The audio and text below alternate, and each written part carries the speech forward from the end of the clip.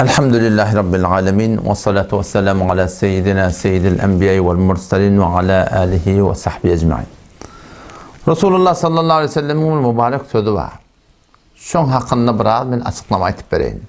Ez-zulmu zulumatun yevmel kıyamettir. Zulmetmeklik etik kıyamet günü karanlıklar diptir. Bir karanlıkta ne kadar ha karanlıklar adam başına getirecek, ne kadar ha musibetler başına getirecek.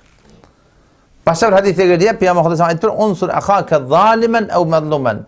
Zalim doğruluğunda kömekleş, mazlum doğruluğunda kömekleş deyiptir. Ya Resulullah deyiptirler, mazluma kömekleşmeli biliyet, bir adamı zulmasına kattır, kömekleşmeli. Zalime ne yapalım kömekleşmeliyle Peygamberimiz, şunu zulümden altta almalı deyiptir. Yani gözde yaptırıp, bilip durup, şunu aytman durmalı, şunu hetme zulmünden kaytarmalı deyiptir.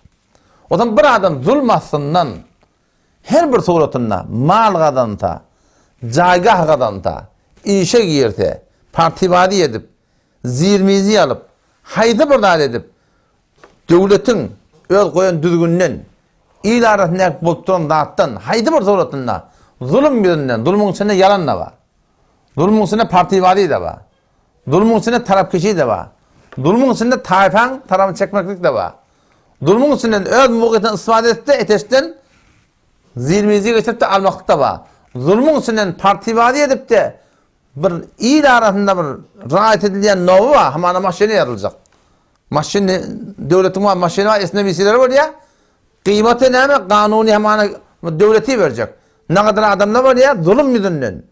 Partivadi edip, öz muğetten ısrar edip, ne kadar adamın hakkını yakıyorlar. Her bir suratına, hayti bir zulüm bilen mal kazanılsa, şol set derset haram da der. Çemçe bilen yığınanın çanak bilen dökerle.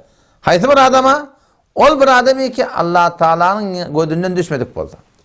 Her kim Huday Teala'nın gözünden düşmedik bolsa, şol haram yiyenle, şol Allah yiyenle, şol Allah bize de haram, zulmedi bize de haram, partibazi edip de ite de haram. Evet, muğetten istifade edip de var, hayti bir hakkına hak ete, o da haram. Muğetten istifade edip de tanışpırış deyip de milletin hakkını yakıp özün nova girip anından verilecek novel dadi, devleti dadi, öz adına geçirip başka doğrultunda milletin hakkını yemek. Şundan hemmetini zulüm yüzünden olturanda şurada yüdeyiz haram dad, hayti bir adam öz yaşayışında şeyle bir turunu evo çekti, Hudayın gözünden düşmedik olsa çok Allah'ta beter mihrabanla. Kalk ya biliyor musun? Kalk göberiyelerden, maşinden, motordan, dağdan, dereden, ondan bundan böyle çıkar şantıyı de, çobanın tayağından ne de, gelinin ayağından ne de, aydan ne de, günün ne de, yıldızdan ne de, ye belaşı, başa gelen kıyınçılıkla ye Allah'tan imtihanı şey. Ola adamda kim ki imtihan bulur ya Allah biliyor musun? O zaman şu daydan hayti bir adam şeyde suratına eğer camiada zulüm edip veren moda şolan kadanya malları set derse haram. Oğlan şunu haramidir kesbiye. O zaman eğer Hudayın gözünden düşmedik o da kakarla, bir kakarla, iki kakarla, üç kakarla. Düşünmesen eme. Peygamber ettir. İzâ ra'eytallaha yu'til abde ala me'asihi ma yuhibbuhu diptir. Vakti ki Allah Teala muamelatını bir benimle şform oluyan ki günah edip de, zulm edip de Allah biye. Partivadi bile iyi. Şu doğrultuda muğetten ısrar edip iyi.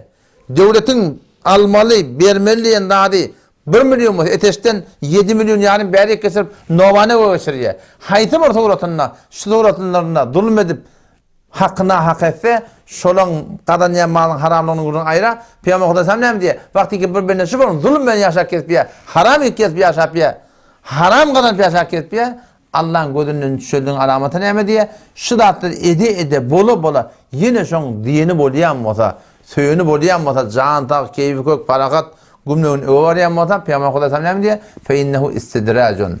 Allah'ın hileti cidiptir. Allah'ın mekir yani sadece Türkmen dilinde Allah Teala'nın gözünden düşmeklik cidiptir. Sonra Peygamber ayet okuyor. Felemma nesu ma dukkiru bi. Ol vakti ki onlar yattan çıkardılar, aydılan dağıtları zulmetmeliler, şerikata ters durmalılar. Fetahna aleyhim ebvabe kulli şey. Hemmelerden kafına sıktı yaşadılar. Vakti ki yattan çıkardılar, şerikata oraya bolmani, dine oraya bolmani, hakka oraya bolmani, zulmetmesildeki, partibazi etmesildeki. Yattan çıkardılar hava, onun Huday Teala ne diye? Fetahna aleyhim ebvabe kulli şey. Hemmelerden kafına sıktı. Hatta izâ ferihu bimâûtû. Onun için birlerini hoş oluyorlar diye. Huday tüyyen yalık olar. Ben burun bir akmak bilen bilansa gurnaş oldum da. O ne mi diyor? Huday tüymedik kota kadar bana verme rakayım diye da. Huday. Men dedim Huday Firavun'a da veriptir dedim. Huday tüyyen mi kaçon dedim. Nimrud'a veriptir dedim. Huday tüyyen mi ka? Dünyanın mala sen melek de Huday Teala'nın tüyyenini tüymediğine. Ama şuna demek Huday Teala'nın gözüne şöyle çıptırla. Allah Teala emmi diye nığmattan kafına aşacak. Şunu hoş olma fe akadnahum bagte. Nagahan tutam diye. Birden alıp gidecekler. Tavada ne edecek ya? Ola adamlar ne ödünden hayır görür, ne oğlan sana hayır görür. Adam şu tayda Müslüman doğuldum. Başardığımı da oraya zulümden kaytaraydı. Elminden geliyor mu derse aydıp diyeydi. Nihayet zayıfların iman ne mi? Bir telekiyani görüp şunu yürekten kıyın olmaktıkta. Şundan eğer bir diyasak onun anında Huday Teala'nın yani iman yok diye gurun götürdü biliyor musun? Şu an inşallah himmet edeydi. Başardığımda oraya doğru odar igra adar. Ve 5 yıl dünya geçer gider bir neyme de oldu. Bu kime kattıracak değil mi? Omşu taydan imma doğru odar igra adar. Ve akibetu lil muttaqin Allah Teala. Kimin son hayır olur diye şu Hudaydan korkuyanlara. Şu şeriat deyip verenlere. Şu Allah'ın razı edecek o günahdan açıp verenlere var. Şolun son hayır olur diye. Huday deyip vermedik oradan ortada bir modar aşığın çuğsa çuvar. Ama iyidinden çaka verir, çakmağa verir. Özün dışı duruşuna dünyanın imanı gitmekten sebep oluyor.